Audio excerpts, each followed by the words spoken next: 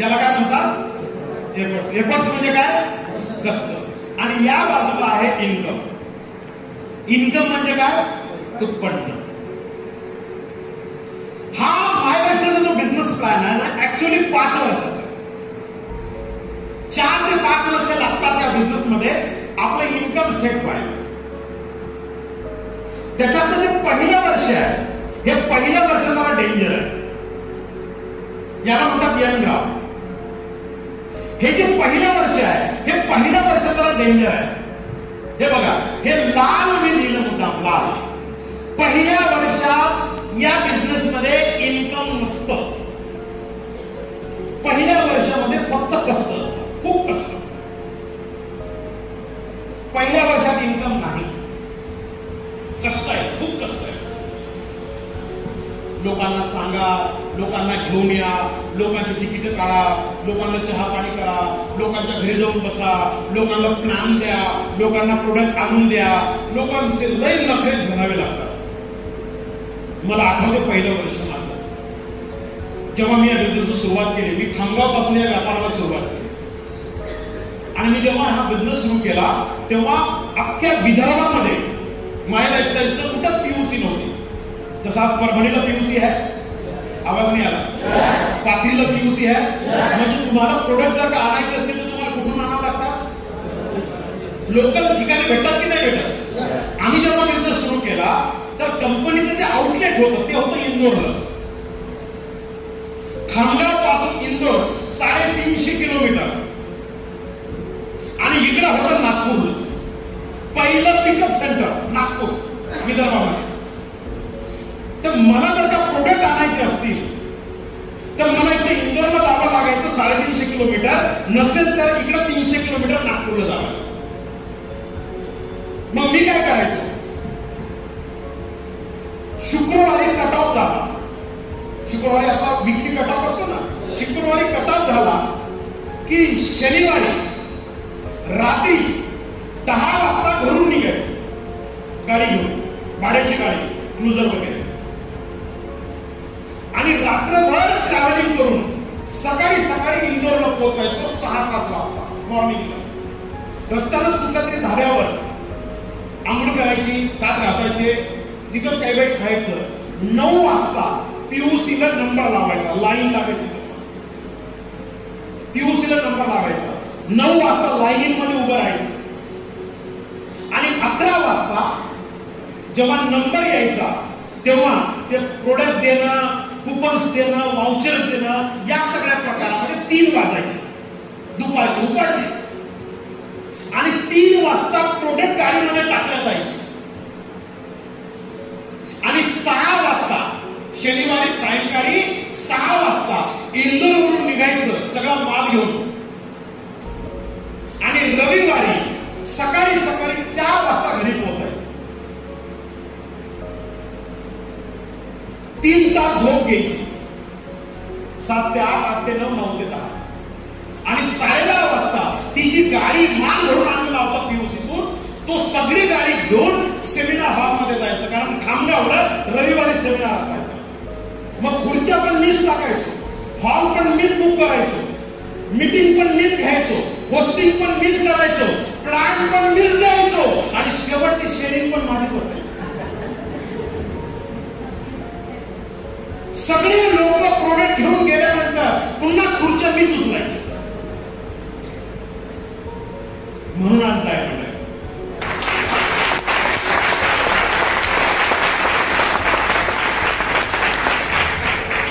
हे एवढं सोपं नाही झालं. एका गाडीचं भाडं 4,500 रुपये असायचं. आणि हे सगळं पहिल्या वर्षी मी केलं. इन्कम यायचं 4,000, 5,000, खर्च व्हायचा 10,000. बायको म्हणायची काय चाललं. मला पहिल्या वर्षात आठवते, माझ्या मुलाच्या हातामध्ये, तुमच्याकडे काय म्हणतात, आमच्याकडे बायतीला म्हणतात. मुलगा झाल्यानंतर नातेवाईक वाडे, ओम, गळ्यातले काही असं तसं सोन्याचं आणतात ना. मी ते पण ठेवलं होतं, ते पण विकलं होतं पोराच्या.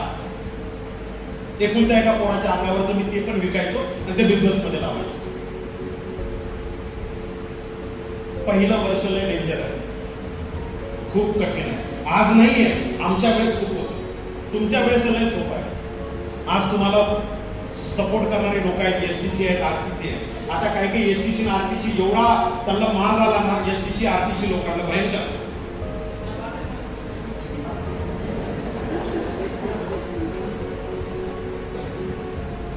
त्यांना असं वाटतं आम्ही झालो आता गुरु, महागुरु.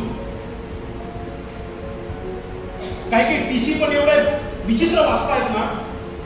अरे ज्याला तुम्ही बिझनेस मध्ये आणलं त्याला तुम्ही काहीतरी सांगून आणलं, स्वप्न दाखवून आणलं. आज तुम्ही म्हणता की नाही तो नाही काम केलं तरी मला काही फरक पडत नाही. 13 वर्ष झाले माणिक जाधवला बिझनेस मध्ये. ज्या ज्या व्यक्तीला मी आणलं तो कुठलाच व्यक्ती मला अजून सोडून गेला, अजून नाही सोडून गेला ज्याला मी आणलं.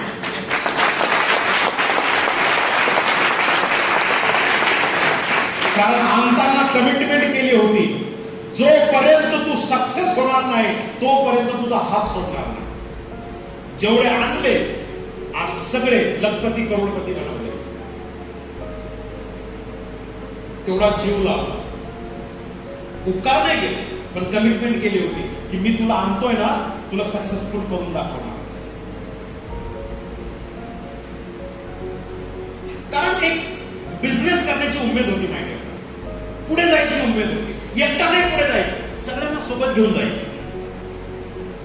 आज जेवढे eagle, tiger, TC, ATC, DTC, JTC, STC, RTC आहेत ना, या सगळ्या लोकांना मी सांगतोय जमिनीवर राहा. हा बिझनेस आहे, स्वतःचं डोकं लावसाल ना कधीच या बिझनेस मध्ये सक्सेस होणार नाही.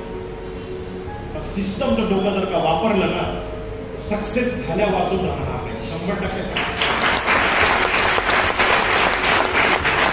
पहिलं वर्ष हे खूप खतरनाक आहे, खूप कष्ट आहे. पहिल्या वर्षीमध्ये लय लोकांच्या प्रश्न उत्तर, प्रश्न उत्तर, प्रश्न उत्तर. लोक घरातून काढून देतात पहिल्या वर्षी, उठा निघा आमच्या घरातून. मी अनुभवलेला आहे. पहिल्या वर्षामध्ये लोकांनी घरातून काढून दिलंय, गावातून काढून दिलंय, येऊ नका आमच्या गावात, तुम्ही फसवणारे लोक. ऐकावं लागतं, संवाद करावा लागतो, वाद नाही करावा लागत. संवाद, राग भरायला चालत नाही. पहिलं वर्ष म्हणजे पायाला भिंगरी, तोंडात साखर आणि डोक्यात बर्फ पाहिजे. पायाला भिंगरी, या गावातून त्या गावात, त्या गावातून त्या गावात, त्या तालुक्यातून त्या तालुक्यात. पहिल्या वर्षामध्ये तोंडात साखर, कोणी काही नाही बोललं, ओके सर, हो सर, हो ताई, यस मॅडम, बिलकुल. पहिलं वर्ष तोंडात साखर, पायाला काय पाहिजे, भिंगरी, आणि डोक्यात काय पाहिजे, बर्फ. शांत, कितीही राग आला तरी कूल, रिलॅक्स. Jennifer relax. आपल्याला चिडायचा अधिकार नसतो. इथं तर टीसी लगेच चिडतो, आम्ही नाही करत, राजीनामे खिचत. पहिलं वर्ष जरा डेंजर आहे. गेटिंग माय पॉइंट? जो पहिल्या वर्षी टिकला, ज्यानं पहिल्या वर्षी टीमला टिकवलं, शिकवलं, घडवलं, कल्चर लावलं, हा यंगराव दुसऱ्या वर्षी असा लागू होतो. आता कष्ट थोडेसे कमी, थोडस इन्कम दिसायला लागतं. इथं तो एसटीसी, आरटीसी होतो. एखादी अंगठी येते, महिन्याला 50,000, 60,000 रुपये. पण मग एखाद्याला 50,000, 60,000 रुपये महिना आला की तो जमीन सोडतो. आता त्याची बॅग धरायला दुसरे जण असतात, तो त्याचा पीए नेमतो. तुझ्या मायला, तुला कशाला पीएची गरज आहे सांगा. 50,000 रुपये या धंद्यात काहीच नाही होत, काहीच नाही. हाताचा मळ आहे. मी 7 महिन्यात एसटीसी झालो. 7व्या महिन्यात माझं इन्कम होतं 1,12,000 रुपये. त्याच्यावरून मी खाली कधीच नाही आलो, कारण धंद्याबद्दलची जे मर्म होतं ते लक्षात आलं. दुसरं वर्ष एसटीसी, आरटीसी. आता दुसऱ्या वर्षी जर का टिकलो, शिकलो, लोकांना जर का टिकवलं, लोकांना जर का घडवलं, तर तिसऱ्या वर्षी कष्ट कमी होता, इन्कम वाढतो. आता इथं म्हणतो आपण सीटीसी, आयटीसी, एमटीसी. इन्कम येतं महिना 1.5 लाख, 2 लाख, 3 लाख, खर्च 20,000, 30,000. पहिल्या वर्षी इन्कमच नाही, सगळं काय खर्च. दुसऱ्या वर्षी इन्कम आहे पण खर्च जास्त आहे. तिसऱ्या वर्षी इन्कम खूप आहे, खर्च कमी आहे. सीटीसी होते इथं माणूस. आणि मग येतं 4थं वर्ष. खर्च काहीच नाही. इन्कम पर वीक 2,10,000, 2,10,000, 2,10,000, 2,10,000, 2,10,000, 2,10,000, 2,10,000, 2,10,000, 2,10,000, 2,10,000, 2,10,000, 2,10,000.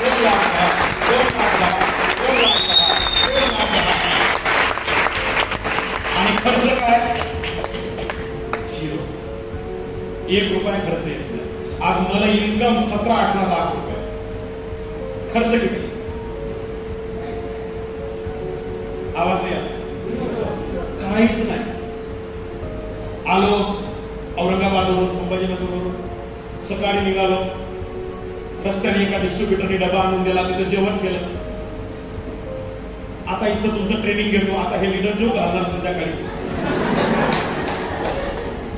मस्त रिलॅक्स मध्ये घरी जाणार. नाही तर इथंच असं वाटलं नाही आता बोर झालो, इथंच कुठल्या तरी चांगले हॉटेल पाहणार, इंटरनॅशनल, तिथं जाऊन झोप काढणार.